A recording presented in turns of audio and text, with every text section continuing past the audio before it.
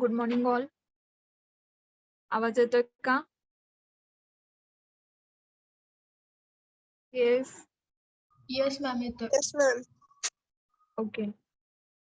In today's lecture, we start new chapter, ecosystem and biodiversity. It is third chapter. Okay. तर आज आपण syllabus बघूया. Ecosystem आणि biodiversity हा चॅप्टरचा सिलेबस ऍक्च्युली काय आहे ते. ठीक आहे. राईट डाऊन करून घ्या नोटबुक मध्ये. आणि फर्स्ट आणि सेकंड चॅप्टरचे जे काही तुम्हाला पीपीटी सेंड केलेला आहे तर त्याचे थोडे थोडे पॉइंट्स तुमच्या नोटबुक मध्ये लिहून काढा. लिहिले नसतील तर त्याच्यासाठी जागा सोडा आणि थर्ड चॅप्टरचा सिलेबस लिहून घ्या. ठीक आहे. काय आहे आपलं third chapter? Ecosystem and biodiversity. Right down syllabus 3.1 ecosystem. In that sub points. आवाज येतोय का माझा क्लिअर? हो मॅम. ठीक आहे. राईट करायला चालू करा. 3.1 ecosystem. Right. Definition. Sub point लिहा 3.1 मधले. Definition. Aspect of ecosystem. Aspect of ecosystem. मी चेक करणार आहे कोणी लिहिले आणि कोणी नाही. ठीक आहे. त्यामुळे लाईटली घेऊ नका. Aspect of ecosystem. Next point, division of ecosystem.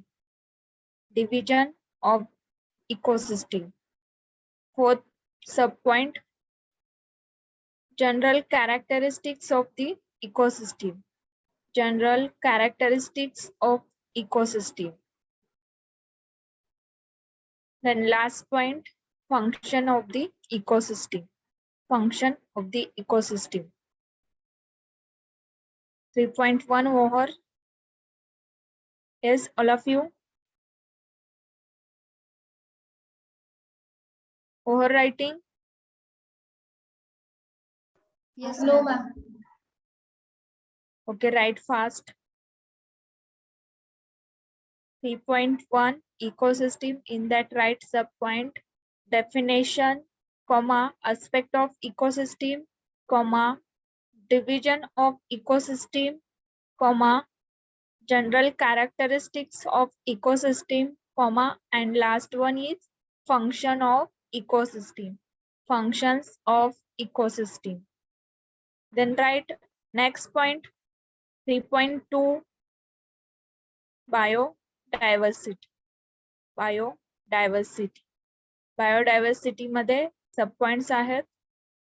First point, definition. Next, levels. Third one, values and loss of biodiversity. Values and loss of biodiversity. Biodiversity subpoints, definition, levels, value and loss of biodiversity. Value and loss of biodiversity.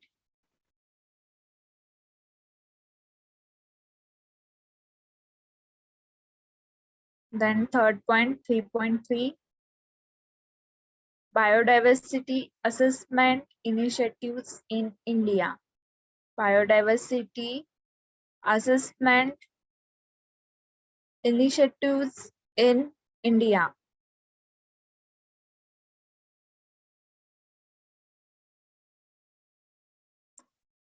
Three point three, biodiversity assessment initiatives in India.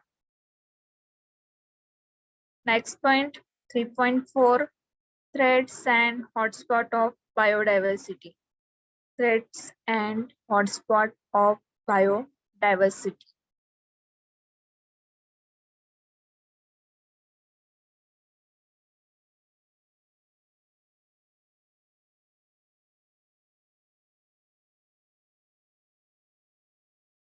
Threats and hotspot of biodiversity. Next point, last point आहे 3.5, conservation of biodiversity object, conservation of biodiversity object, comma, various law, comma, various laws.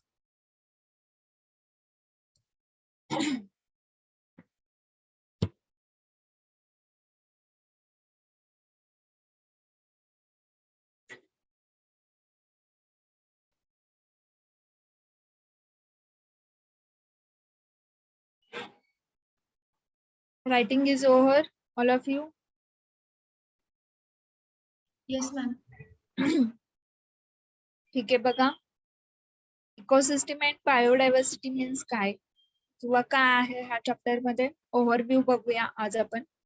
Ecosystem आणि biodiversity, जे काही पर्यावरण आहे, पर्यावरणामधले जे काही organisms आहेत, म्हणजे सजीव ऍज वेल ऍज म्हणजे नॉन ऑर्गॅनिझम, म्हणजे असे सजीव आणि निर्जीव, ह्या ज्या वस्तू आहेत त्या इंटरॅक्ट होत असतात पर्यावरणामध्ये. आता कशा इंटरॅक्ट होत असतात, तर सजीव मध्ये जे काही अॅनिमल्स असतील, प्लांट्स असतील, ओके, तर हे काही झालं सजीव झाले ऑल, आणि त्याचा इंटरॅक्ट कशा बरोबर होतो, तर निर्जीव वस्तूशी होतो. आता पर्यावरणामध्ये आपण फक्त जे काही सजीव आहे किंवा जे काही ऑर्गॅनिझम्स आहेत तेवढंच आपण बघतोय का, तर नाही. पर्यावरणामध्ये आपल्याला ऑल सगळे ऑर्गॅनिझम्स अँड नॉन ऑर्गॅनिझम्स जे काही आहे सजीव निर्जीव ते आपल्याला बघायला मिळतात. आता याच्यामध्ये बघा की प्लांट्स असतील किंवा आपले जे दगड्स असतील, माती असतील, तर ह्याचा इंटरॅक्ट आहे ना कुठे ना कुठे, ते इंटरॅक्टिव्ह आहेत किंवा त्याचा संबंध येतोय, झाडांशी संबंध येतोय मातीचा. पण हे का आहे की जसं सजीव मध्ये आपलं प्लांट पण पकडलं जातं, तसंच प्राण्यांमध्ये वेगवेगळं प्राणी असतील तर त्याच्यामध्ये पण इंटरॅक्शन होतं. ज्या काही आपल्या निर्जीव वस्तू आहेत आपल्या पर्यावरणामध्ये, तर त्याच्या इंटरॅक्शन होत असतं. तर हा एक पार्ट आपला इकोसिस्टीम मध्ये आहे. बायोडायव्हर्सिटी म्हणजे काय, तर वेगवेगळी जैव विविधता म्हटलं तरी चालेल, की असे जे काही अॅनिमलच्या जैवविविधता असेल, प्लांटची जैवविविधता असेल, किंवा याच्यामध्ये अजून आपण हेही बघणार आहे की कोणत्या लेवल्स आहेत बायोडायव्हर्सिटीच्या. त्याच्यानंतर ऍक्च्युली बायोडायव्हर्सिटी का यूज आहे किंवा काय एन्व्हायरमेंट मध्ये काय दिलंय बायोडायव्हर्सिटी म्हणजे नेमकं काय दिलेलं आहे, तर जे काही आपल्या पर्यावरणामध्ये किंवा आपल्या पृथ्वी तलावरती जे काही सजीव प्राणी आहेत, तर ते सजीव प्राणी त्याच्या वेगवेगळ्या प्रजात्या आहेत, की प्राणी फक्त एकाच टाईपच्या आहेत का किंवा एकच टाईप आहे का. आता गायी म्हणजे गायीच आहे का आपल्याला सगळीकडे बघायला मिळतं, किंवा ह्याच्यामध्ये अॅनिमल मध्ये अजून वेगवेगळे डॉग असेल, तर हे आपल्याला सगळीकडेच बघायला मिळतात. तर त्याच्या पण वेगवेगळ्या प्रजात्या आहेत किंवा जाती आहेत, आणि गायींच्या पण अशा वेगवेगळ्या जाती आहेत. किंवा अॅनिमलचे टाईप चेंज केलं म्हटलं तर याच्यामध्ये बघा म्हैस असेल, तर ह्याच्या पण वेगवेगळ्या प्रजात्या आहेत. तर अशी जैवविविधता आपल्याला दिलेल्या आहे पर्यावरणामध्ये, की जे काही आपल्याला पर्यावरणामध्ये सजीव प्राणी बघायला मिळत आहेत, तर त्याच्या वेगवेगळ्या जाती आहेत आणि त्या जाती कोणत्या आहेत किंवा त्याचं इंटरॅक्शन कसं आहे पर्यावरणाबरोबर. आणि त्याचबरोबर आपण ह्याच्यामध्ये जे काही सजीव किंवा जे ऑर्गॅनिझम्स आहेत, तर त्यांची जी पुढची वाटचाल म्हणजे काय, ग्रोथ होण्यासाठी जे अन्न लागतं, तर ते अन्न कसं मिळवतात किंवा ते कशा टाईप मध्ये ते अन्न स्वतःच अचीव करतात, हे दिलेलं आहे याच्यामध्ये. पूर्ण चॅप्टर हा जो आहे ती आपली पूर्ण पर्यावरण जे परिसंस्था असेल आणि जैवविविधता त्याच्या रिलेटेड हा चॅप्टर आहे, की जेणेकरून आपल्या पर्यावरणामध्ये असे कोणते सजीव आहेत की कोणत्या सजीववरती डिपेंड असतात. आता याच्यामध्ये बघा असे काही प्राणी आहेत की ते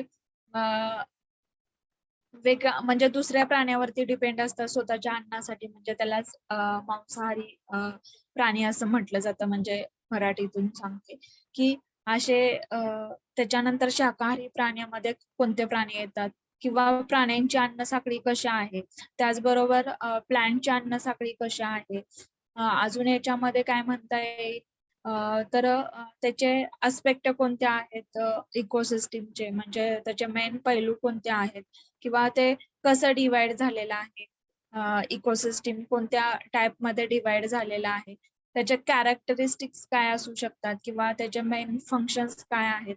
तर हे ऑल पार्ट जो आपल्याला दिलेला आहे तो युनिट 3 मध्ये दिलेला आहे. त्याच्यानंतर बघा, biodiversity assessment initiative in India. इंडियामध्ये आपल्याला असे काही बायोडायव्हर्सिटीच्या रिलेटेड काय असिस्ट केलेलं आहे का, किंवा आपल्याला असं काही पर्याय शोधलेले आहेत का, किंवा त्या बायोडायव्हर्सिटीच्या रिलेटेड वेगवेगळे म्हणजे संस्था आहेत का. तर हे जे काही आहे ते ह्या पॉइंट मध्ये दिलेलं आहे 3.3 मध्ये. देन नेक्स्ट बघा, threads and hotspot of biodiversity. असे कोणते हॉटस्पॉट म्हणजे कोणत्या जागा आहेत बायोडायव्हर्सिटीच्या, ठीक आहे. त्याचबरोबर म्हणजे बायोडायव्हर्सिटी ज्या ठिकाणी घडते, आता बायोडायव्हर्सिटीच्या अशा हॉटस्पॉट कुठे असू शकतात, म्हणजे जसं की जंगल असेल, किंवा एखादं अरण्य असेल, किंवा सजीव प्राण्यांसाठी बघा एखादं काय म्हटलं जातं त्याच्यासाठी, म्हणजे ते ऑल प्राणी एका ठिकाणी असतात, असे वेगवेगळे ठिकाणं, जसं आपलं हैदराबादचं झू म्हणून आहे बघा, की तिथे आपल्याला खूप जुने प्राणी वगैरे बघायला मिळतात. तर असं जे प्राण्यांचं वेगवेगळ्या ठिकाणी कलेक्शन म्हटलं तरी चालेल, की वेगवेगळे प्राणी एकाच ठिकाणी आपल्याला बघायला मिळतात, आणि खूप जुने प्राणी असतात, आणि ते आपण जास्त बघितलेले नसतात, असे प्राणी आपण बघू शकतो. तर अशा हॉटस्पॉट कुठे आहेत, किंवा कोणत्या ठिकाणी आहेत, ते दिलेलं आहे त्याच्यामध्ये. Then conservation of biodiversity. आता बायोडायव्हर्सिटी मध्ये काय, जे प्राण्यांच्या खाद्यपाने असेल, किंवा जी जैवविविधता आहे, तर त्याचा म्हणजे त्याच्यावरती काय इफेक्ट होतोय, किंवा अजून म्हणजे त्याचं स्वतःचं अन्न तयार करण्यासाठी त्याला काही प्रॉब्लेम येत आहेत का, अशा सगळ्या गोष्टी दिलेल्या आहेत. त्याचबरोबर व्हेरियस लॉज आहेत, की जेणेकरून बायोडायव्हर्सिटीला किंवा इकोसिस्टीमला धोका पोहोचू नये, असे वेगवेगळे लॉज शासनाने किंवा गव्हर्नमेंटने आपल्याला अंमलात आणलेले आहेत, आणि त्याचाच उपयोग करून काय होतं, की आता बघा जास्त करून जे प्राण्यांची शिकार वगैरे केली जाते, तर ते कुठेतरी कमी आलेलं आहे, बिकॉज ऑफ असे वेगवेगळे लॉज निघलेले आहेत, किंवा गव्हर्नमेंटने वेगवेगळे रूल्स काढलेले आहेत, किंवा रूल्स मध्ये काय दिलेलं आहे, तर एखाद्या प्राण्याला म्हणजे माणसांकडून जर काही दुर्घटना झाली, किंवा इफेक्ट पोचला, तर काय होतंय, तर त्याला कुठली तरी शिक्षा दिली जाते, मग भले ती कोणीही असो. म्हणजे ह्या सगळ्या गोष्टी गव्हर्नमेंटने तयार केलेल्या आहेत, बिकॉज आपली जी बायोडायव्हर्सिटी आहे, किंवा आपली जी परिसंस्था आहे, ती व्यवस्थित राहण्यासाठी ह्या असे वेगवेगळे लॉज आणलेले आहेत, किंवा आलेले आहेत, गव्हर्नमेंटने तयार केलेले आहेत. तर हे सगळं आपल्याला ह्या चॅप्टर मध्ये बघायचं आहे. ठीक आहे. बघा, इकोसिस्टीम आपला फर्स्ट पॉइंट आहे. त्याच्यामध्ये इकोलॉजी म्हणजे नेमकं काय, all living organism whether plant or animal or human being is surrounded by the environment. आता जसं मी सांगितलं की एन्व्हायरमेंट मध्ये जे काही ऑल लिव्हिंग ऑर्गॅनिझम्स असतील, त्याच्यामध्ये प्लांट येते, अॅनिमल येते, अजून ह्युमन बिईंग असतील, तर हे ह्याच्याने पूर्ण पर्यावरण आपल्याला भरलेलं आहे, किंवा पर्यावरणामध्ये आपल्याला ह्या सगळ्या गोष्टी बघायला मिळतात. म्हणजे on which drive it's need for survive. Each living components interact with non-living components for their basic requirement for different ecosystem. जे काही components असतील, किंवा जे काही लिव्हिंग ऑर्गॅनिझम्स असतील, तर ते इंटरॅक्ट करतात नॉन लिव्हिंग ऑर्गॅनिझमशी, किंवा म्हणजे ते इंटरॅक्ट होतात, किंवा कसे इंटरॅक्ट होतात, तर त्यांच्या ज्या बेसिक गरजा असतात, तर त्याच्यासाठी त्या नॉन लिव्हिंग कंपोनंटशी इंटरॅक्ट होतात. अशा आपल्या डिफरंट इकोसिस्टीम आहेत, आणि त्याच्यामध्ये पूर्ण इकोसिस्टीम मध्ये आपल्याला हेच बघायला मिळत असतं की जे लिव्हिंग ऑर्गॅनिझम्स असतात किंवा जे लिव्हिंग थिंग्स आहेत तर त्या इंटरॅक्टिव्ह असतात अदर नॉन लिव्हिंग ॲज वेल ॲज लिव्हिंग ऑर्गॅनिझमशी. म्हणजे आता असं आहे की तुम्हाला जसं अन्न साखळी म्हटलं त्याचा एक उल्लेख केला तर अन्न साखळीमध्ये प्लांट असेल किंवा ॲनिमल असेल तर हे प्लांट आणि ॲनिमल्स ह्याची पण एक अन्न साखळी आहे किंवा हे डिपेंडेंट आहे. म्हणजे प्लांट पण आणि ॲनिमल पण काय आहे तर लिव्हिंग ऑर्गॅनिझम्स आहेत आणि याच्यामध्ये काय आहे तर प्लांट वरती काही वेळेस ॲनिमल डिपेंड आहे स्वतःचं अन्न शोधण्याकरता किंवा स्वतःचं जे पोट भागवण्याकरता ते कशासाठी कशावरती डिपेंड आहे सॉरी तर प्लांट वरती डिपेंड आहे किंवा प्राणी जे आपलं अन्न मिळवतात ते कशापासून मिळवतात तर ह्याच्यापासून प्लांट म्हणजे प्लांट मध्ये आपल्या शेत शेतामधले वेगवेगळे जे पिकं असतील जे प्राण्यांसाठी म्हणजे प्राण्यांचं खाद्य असतं तर अशा टाइप मध्ये ते तुम्हाला इथे दिलेलं आहे. हे पूर्ण कशामध्ये येते तर इकोलॉजी मध्ये येते. ठीक आहे. डेफिनेशन बघा. Ecology is the study of interaction among organism. Ecology काय आहे तर ऑर्गॅनिझम से इंटरॅक्ट करते और group of organism with their environment. जे काही एन्व्हायरमेंट असेल त्याच्यामध्ये ग्रुपिंगने असेल किंवा वन ऑर्गॅनिझम्स असेल तर ते इंटरॅक्ट होत आहेत त्या पर्टिक्युलर एन्व्हायरमेंट मध्ये किंवा त्या त्या भागामध्ये. The environment consist of both biotic components and abiotic components. आता बायोटिक अँड अबायोटिक कंपोनंट्स म्हणजे काय living and non living organism. ठीक आहे. Ecology is the study of ecosystem. Ecology काय आहे तर इकोसिस्टीमची स्टडी केला जातोय किंवा जे काही आपल्या परिसंस्थेमध्ये घडतं आहे तर त्याच्या रिलेटेड स्टडी केला जातोय. तर हा वन पार्ट आहे इकोलॉजी हा. देन बघा इकोसिस्टीमची definition. Ecosystem is the basic functional unit of ecology.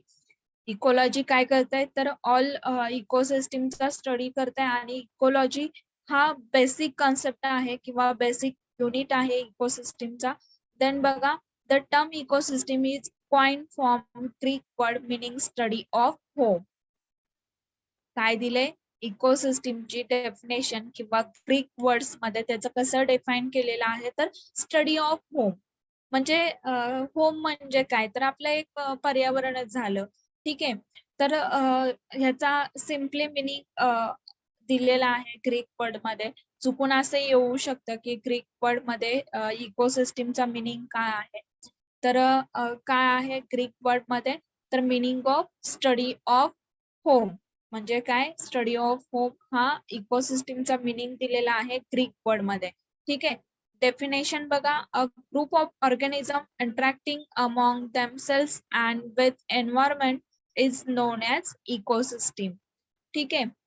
Group of organism मध्ये काय काय येतात तर प्राणी असतील किंवा वेगवेगळ्या वनस्पती असतील तर हे काय करतायत इंटरॅक्ट अमॉंग देमसेल्स किंवा ते काय करतायत जे काही प्राणी असतील ते त्याच्या स्वतःमध्येच इंटरॅक्ट होत असतात किंवा animal to plant plant to animal असं इंटरॅक्शन म्हणजे काय तर ॲनिमल प्लांट म्हणजे खातायत किंवा ते इंटरॅक्ट होत आहेत त्याच्यामध्ये.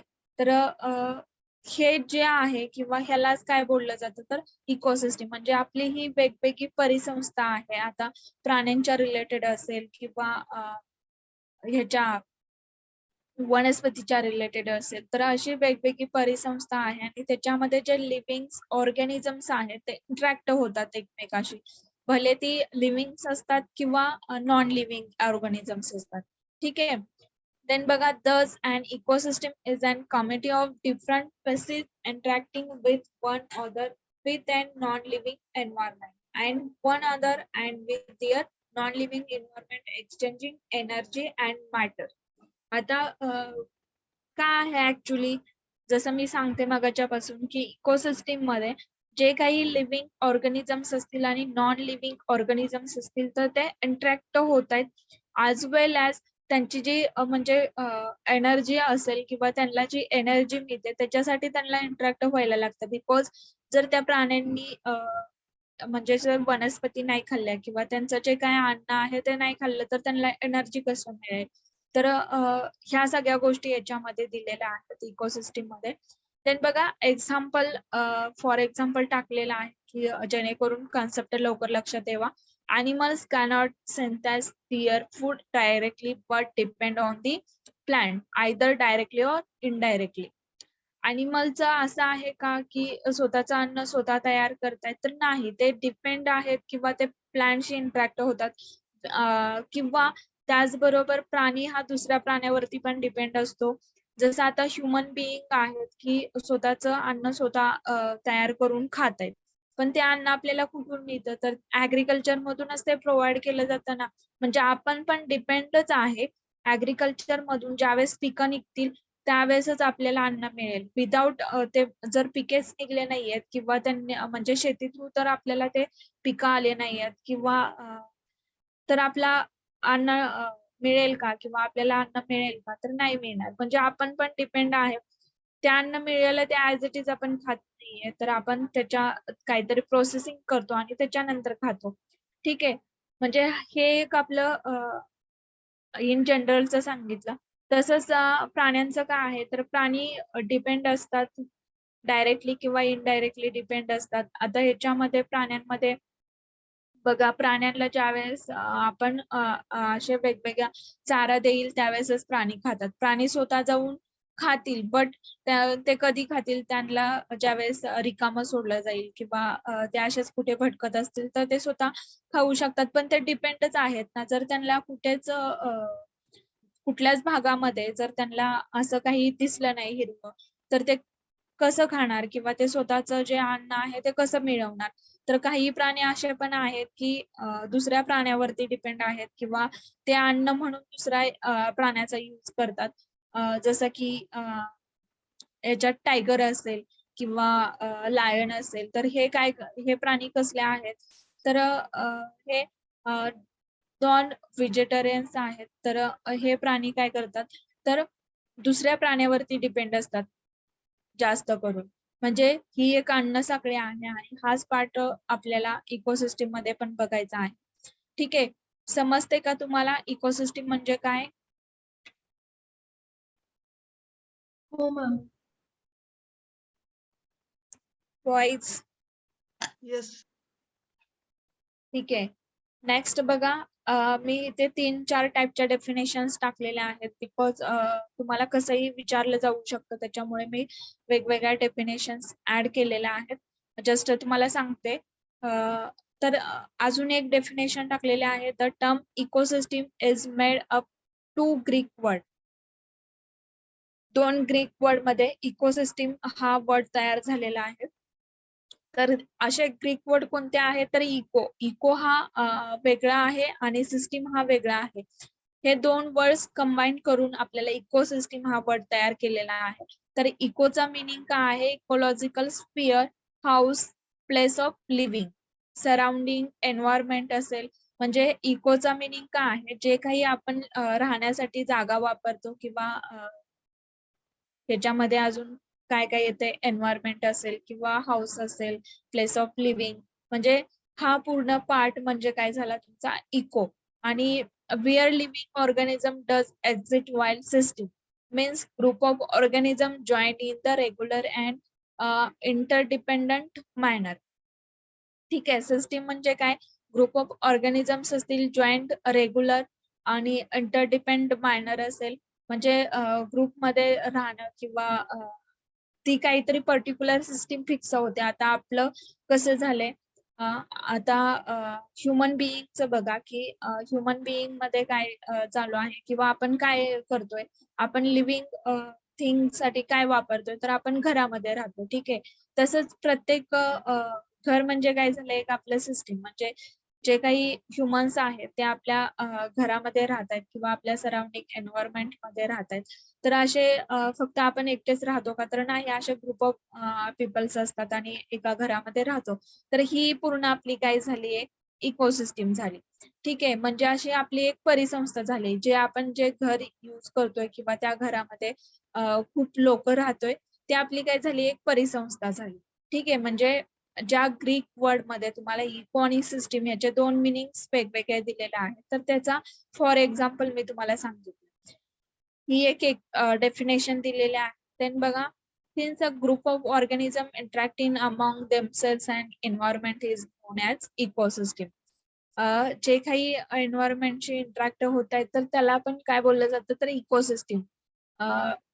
देन बघा next definition, a system of interaction of organism with their surrounding. काय आहे, जी काही सिस्टीम असेल तर ते काय करते, तर इंटरॅक्ट आहे ऑर्गॅनिझमशी.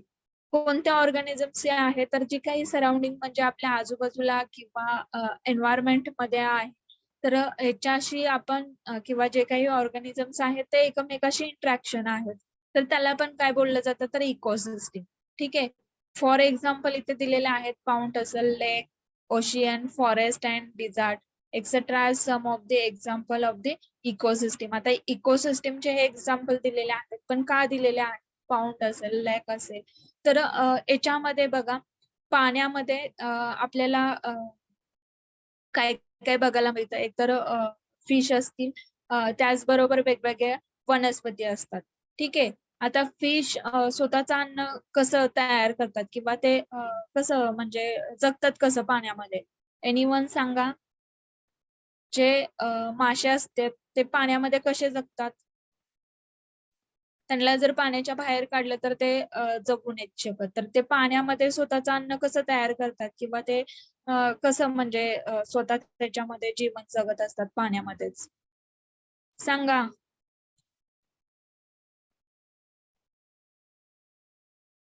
आतापर्यंत मी सांगितलं तुम्हाला, सांगा पटकन.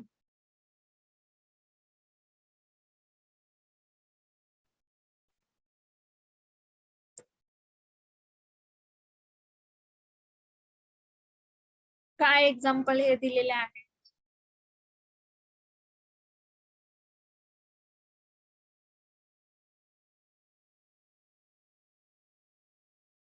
ठीक आहे. जे फिश आहेत, मी नेक्स्ट नंतर विचारणार आहे, लक्ष द्या. जे काही फिश आहेत किंवा मासे आहेत ते स्वतःचं अन्न कसं मिळवतात पाण्यामध्ये, तर पाण्यामध्ये बघा, शेवाळ असेल किंवा वेगवेगळ्या अशा वनस्पती असतात. वेगवेगळ्या म्हणण्यापेक्षा शेवाळ असेल, आणि अजून दुसरं काय, जे छोटे छोटे जे फिश असतात ते पण ते मासे, मोठे मासे खात असतात, तर ते स्वतःचं अन्न तसं तयार करत असतात. किंवा पाण्यामध्ये अजून आपल्याला बघा, ते वेगवेगळं काय ते गांडूळ असेल, म्हणजे असं कुठंतरी ते तरंगताना किंवा आलेलं दिसतं, वेगवेगळे किडे दिसतात कधी कधी पाण्यामध्येच, असे वेगवेगळे जंतू पण असतात. तर हे जे असतात ते मासे खातात आणि तेव्हा ते स्वतः जगत असतात. तर त्याचबरोबर अजून हे झालं पाण्याच्या रिलेटेड. आता आउट ऑफ म्हणजे पाण्याच्या बाहेरचं जे काय, त्याच्यामध्ये ह्युमन, आता आपण काय करतो, तर आपण पण जे काही ऍग्रिकल्चर मधून आपल्याला धान्य मिळतं, तर त्याच्यावरती आपला उदरनिर्वाह करतो.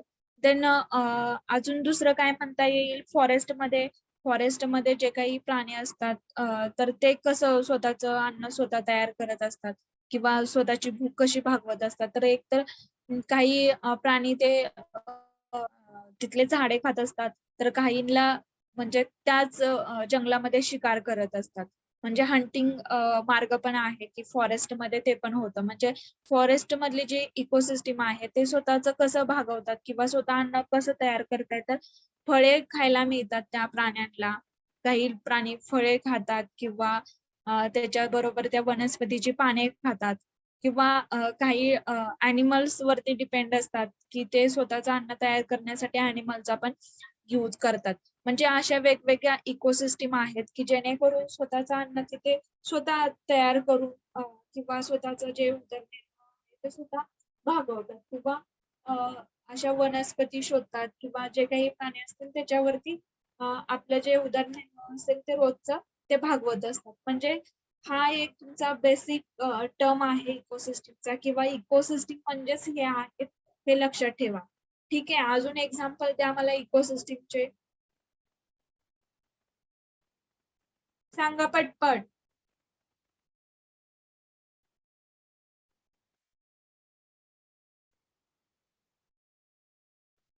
हा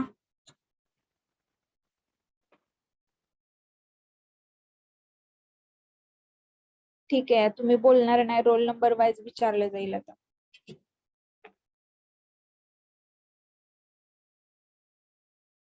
रोल नंबर 17.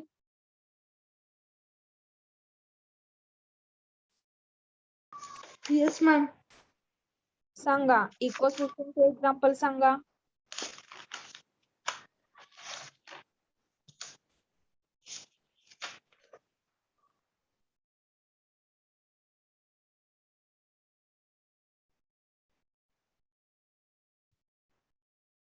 ट्वेंटी.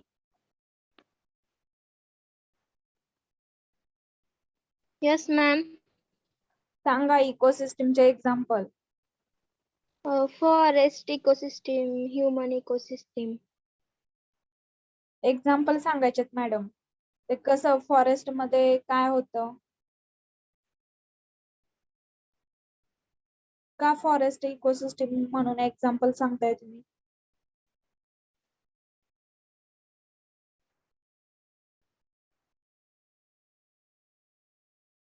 हम्म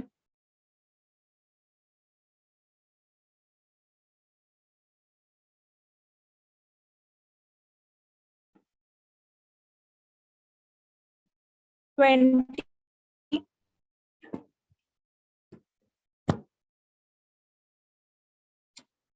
21.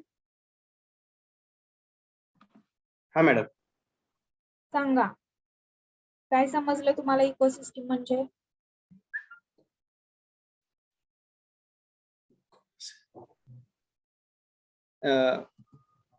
जे लिव्हिंग बिंग्स असतात ना मॅडम, आपण हा? त्यांना जसं की ते लिव्हिंग बिंग्सला असे जे ते एकमेकावरती डिपेंड असतात थोडक्यात. म्हणजे ते लिव्हिंग थिंग्स असतात किंवा नॉन लिव्हिंग थिंग्स असतात, ते त्यांची कम्प्लीट चेन होत असते. आता समजा आता आपण एक फूड चेन जर बघितली, आपण एखादी आता ग्रास पासून बघितली, तर ते ग्रासला खाणारे तर एक हे असणार आहे त्या ठिकाणी, ग्रास हॉपर म्हणा, किंवा हा ग्रास हॉपर जर घेतला आपण एक्झाम्पल, तर ते ग्रास हॉपर काय करणार, ते ग्रास पासून खाणार. मग त्या ग्रास हॉपरला कोण खाणार, मग त्या ग्रास हॉपरला ते फ्रॉग खाणार. मग ते फ्रॉगला एखादा स्नेक खाऊ शकतो, पुन्हा त्या स्नेकला एखादं इगल खाऊ शकते, आणि त्या इगल पुन्हा डेट झाली की त्याला मायक्रो ऑर्गॅनिझम खाणार. मग हे अशी एक फूड चेन सिस्टीम तयार होते. म्हणजे जे लिव्हिंग बिंग्स आहेत ते डायरेक्टली असे, म्हणजे त्यांना जगण्यासाठी काय तर आवश्यक असते, ते सगळ्याला आपण इकोसिस्टम होतो. ती पूर्ण जी कम्प्लीट सायकल आहे त्याला इकोसिस्टम बोलता येते. राईट, ठीक आहे, गुड. नेक्स्ट 22. Yes, ma'am. सांगा, काय आहे इकोसिस्टम मीन्स. मॅम इकोसिस्टम म्हणजे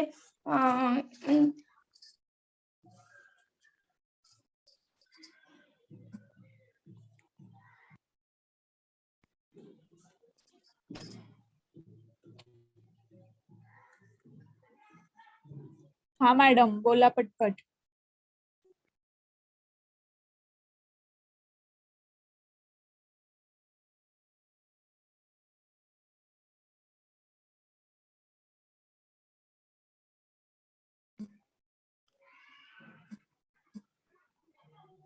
नेक्स्ट वन 23.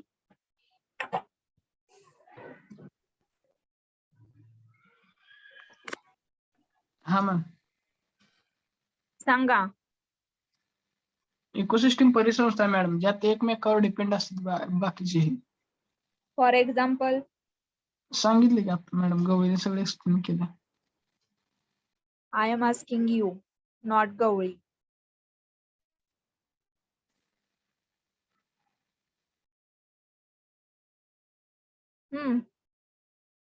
गवळी आणि तुम्ही वेगळे आहात का एकच आहे. नाही मॅडम, त्यानं पूर्ण एक्सप्लेन केले, मग तेच एक्सप्लेन करू का फिरस. त्यांनी काय सांगितलं. इकोसिस्टम मध्ये लाईफ सायकल कशी असते, एकमेकावर सजीव कसे डिपेंडेंट असतात, त्याचं एक एक्झाम्पल दिलं नाही सांगितलं. पण त्यांनी सांगितलं मग तुम्ही सांगायची गरज नाही. आता मी सांगितलं म्हटल्यानंतर तुम्हाला क्वेश्चन विचारला तरी तुम्हाला काही सांगायची गरज नाही.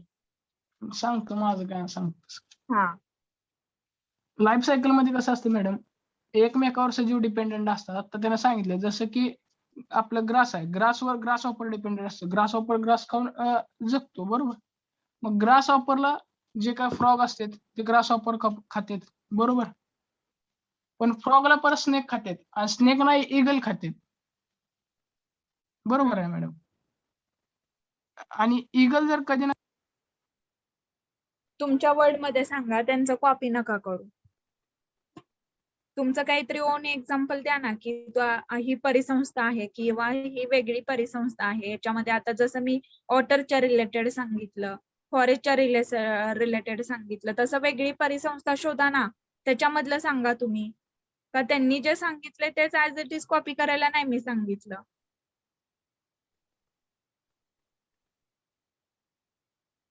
प्रत्येक तुम्हाला जे समजले ते तुम्ही सांगा.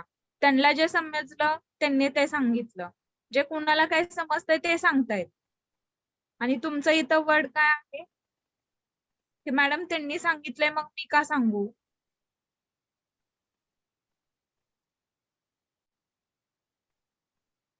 सांगा पटकन, तुमच्या वर्ड मध्ये सांगायचं.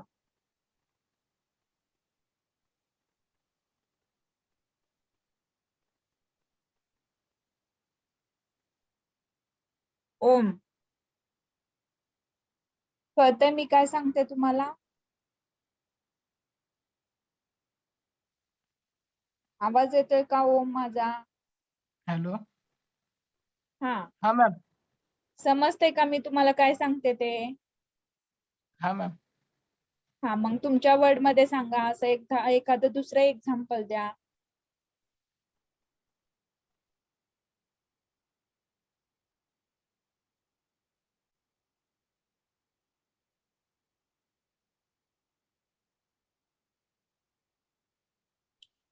विचार करा, मी विचारते तुम्हाला.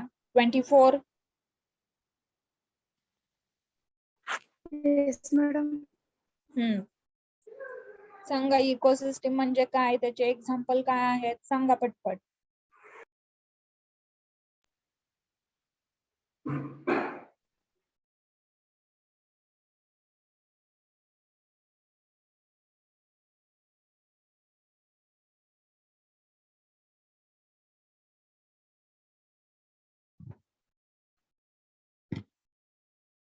काय समजलं संजिता तुम्हाला ते सांगा.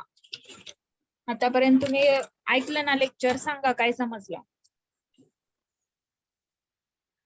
इकोसिस्टीम म्हणजे एक चेन आहे एन्व्हायरमेंट मधली, जे एकमेकांवर डिपेंड नॉट अ असते. चेन, नीट सांगायचं.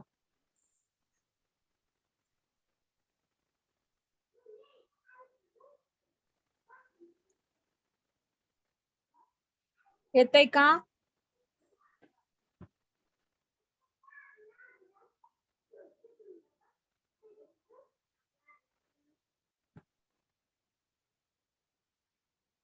ट्वेंटी 25. Yes madam. हा सांगा.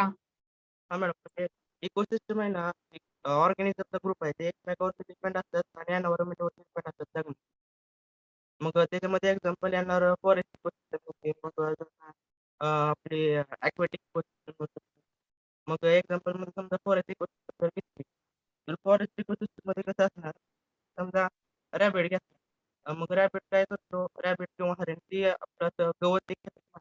मग ती गवत खाणार. मग त्यांच्या उदरनिर्वाहासाठी रॅबिट आणि हरिण गवत खाणार. मग त्यांच्यावर जगणारे त्या रॅबिट आणि हरिणवर जगणारे दुसरे प्राणी असतात, ते फॉक्स, लायन. मग फॉक्स किंवा लायन त्या रॅबिट आणि हरणाला खाणार. मग तेव्हा मग ती लायन आणि ती हरिण, सॉरी, लायन आणि फॉक्स ती मेल्यानंतर मग त्यांचं डिकम्पोजिशन होणार.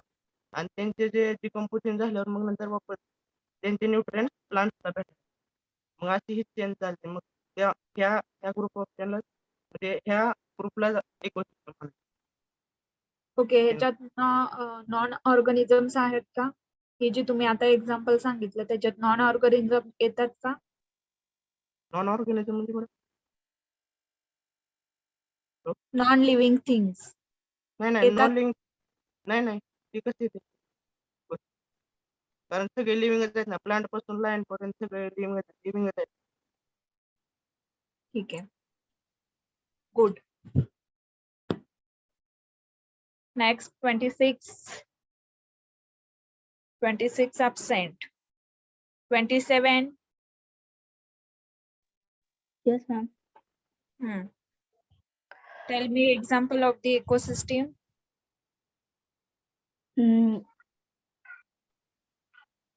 म्हणजे सगळे एकमेकांवर डिपेंड असतात. म्हणजे प्लांटवर प्रायमरी कंझ्युमर वर सेकंडरी कंझ्युमर असं. एवढं सांगितलं मी आतापर्यंत.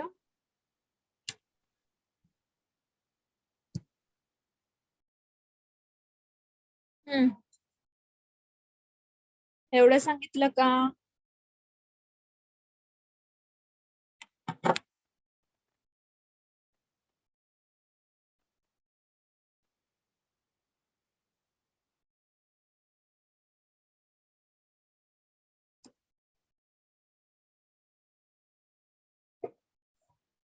नेक्स्ट 28.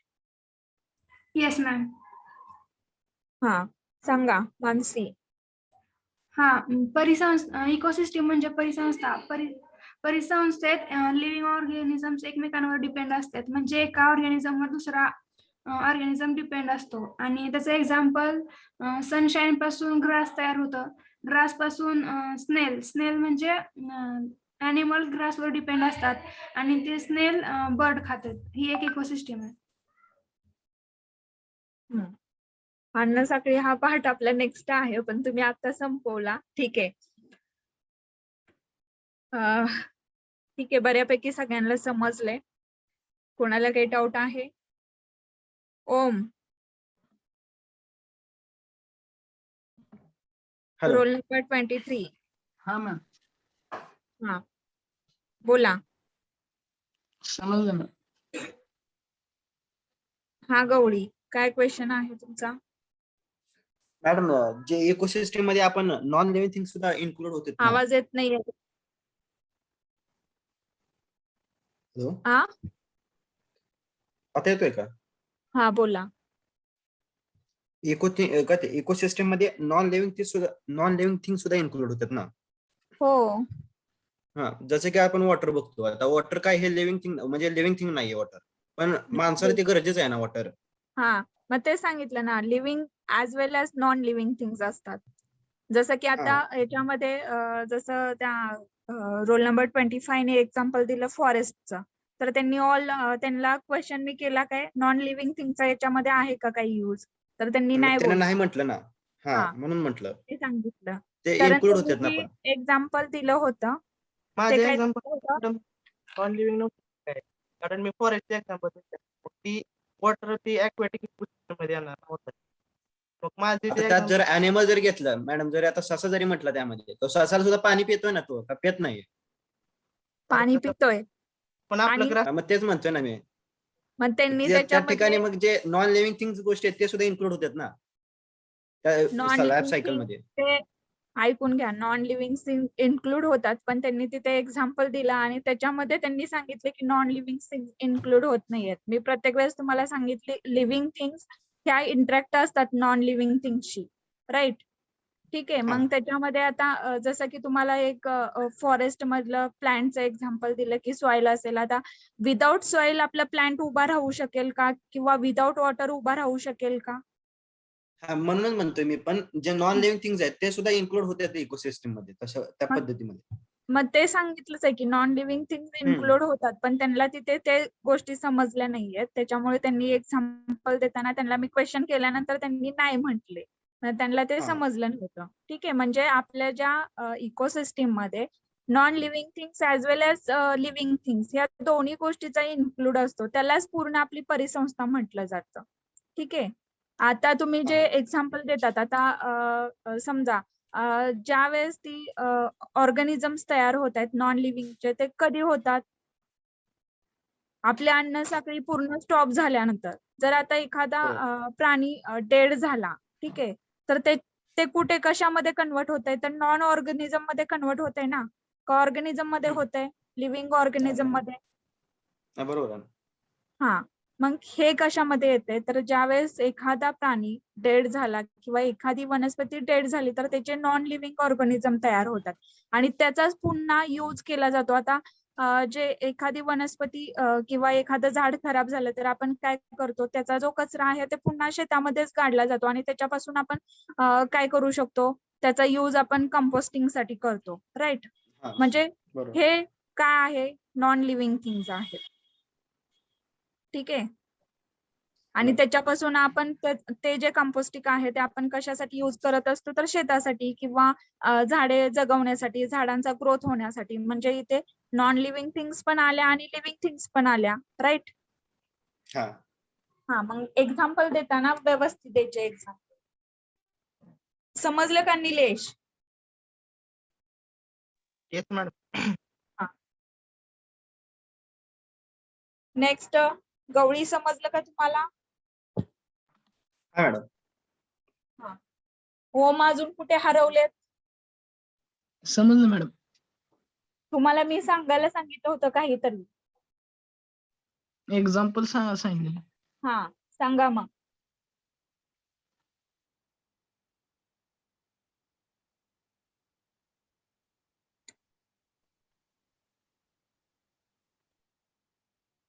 डिझार्टच्या रिलेटेड द्या एक्झाम्पल.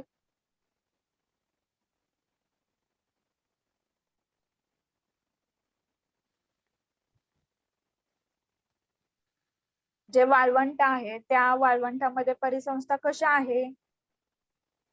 आपण सेकंड चॅप्टर मध्ये, फर्स्ट चॅप्टर मध्ये पण मी तुम्हाला ह्याचे एक्झाम्पल दिले होते.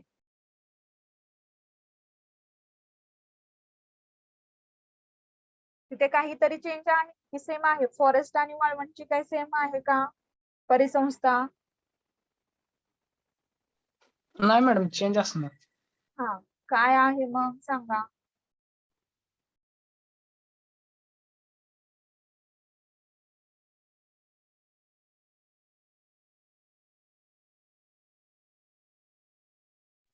मॅडम तिथं प्रायमरी, सेकंडरी आणि टर्नरी कंझ्युमर वेगळं असणार. हा प्रोड्युसर, डिकम्पोजर तर असणारच. हा, फक्त तिथल्या ह्याच्यानुसार प्रायमरी, सेकंडरी आणि टर्नरी कंपोजर वेगळे असणार, कंझ्युमर वेगळं. ठीक आहे. मी नेक्स्ट लेक्चरला तुम्हाला विचारणार आहे, तुम्हाला काय व्यवस्थित सांगता येत नाही, राईट. डेझर्ट मध्ये नेक्स्ट लेक्चर मध्ये तुम्हाला विचारणार आहे डिझार्टच्या रिलेटेड एक्झाम्पल. ठीक आहे, ओके मॅम. हा, लक्षात येते. होय. आणि काही आता स्टुडंट होते ज्यांना मी रोल नंबर अनाऊन्स केला, त्यांनी काहीही सांगितलं नाही, असे रोल नंबर मी राईट करून घेतलेले आहेत. तर ते कोण कोण आहेत त्यांना मी नेक्स्ट लेक्चरला विचारणार आहे. बिकॉज मी ज्यावेळेस सांगत असते, विचारते, समजलं का, समजलं हो म्हणते आणि तिथून गायबच असतात. ज्यावेळेस क्वेश्चन विचारते त्यावेळेस तुमचं आन्सरिंग होत नाही. काय मिनिंग समजायचा याचा?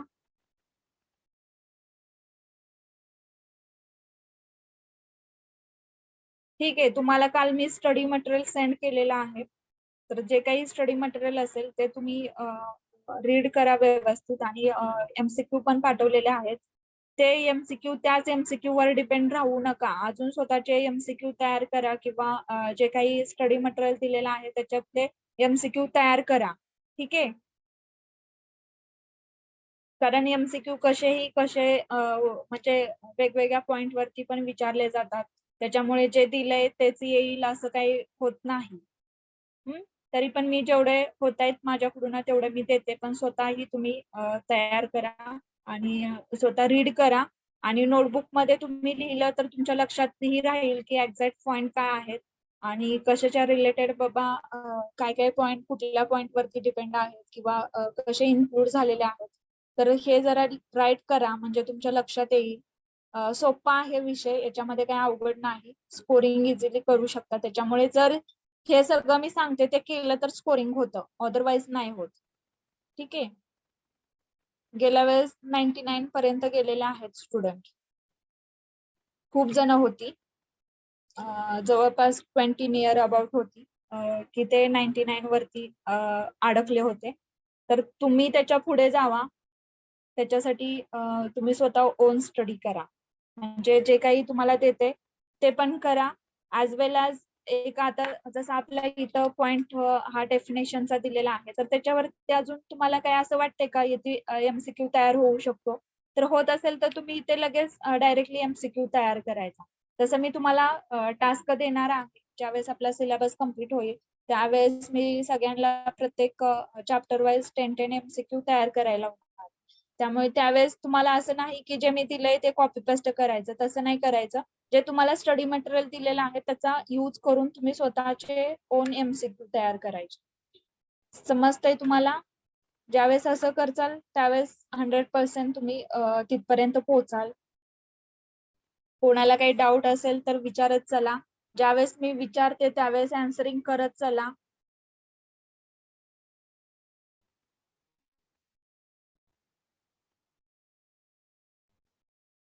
ठीक आहे. नेक्स्ट पॉइंट जो आहे नंतरच्या लेक्चरला बघूया आपण. प्रेझेंट द्या. कॉल करा तुमचे roll number. 1 present, 2 present, 3, 4 present, 5, 6, 7, 7. present आहे ma'am 7, कॉल करा ना मग, पटपट कॉल करा. Roll number 8 7. Is absent. 9, 10, 12, 13, 14, 15, 16, 17, 18,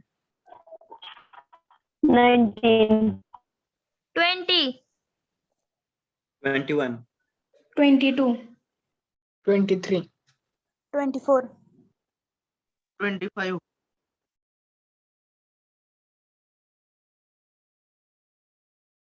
26 absent. Next. 27, 28, 29, 30 absent. 31, 31, 32, 33, 34, 35, 36,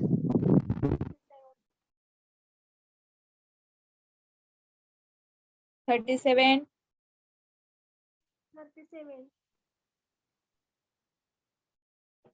39, 39 present, 40, 41, 42, 43,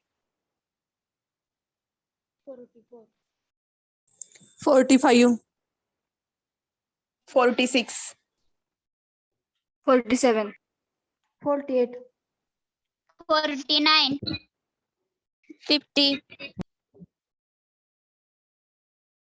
51 absent. Next. 52, 53, 54, 55,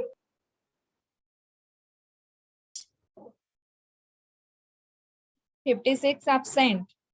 57, I'm present 58, 58, 59, 60, 61, 61, 62, 63, 64, 65, 67, 68, 69, 71, 72, 73, okay. ठीक आहे. हेलो मैम 56 प्रेजेंट है. किती रोल नंबर?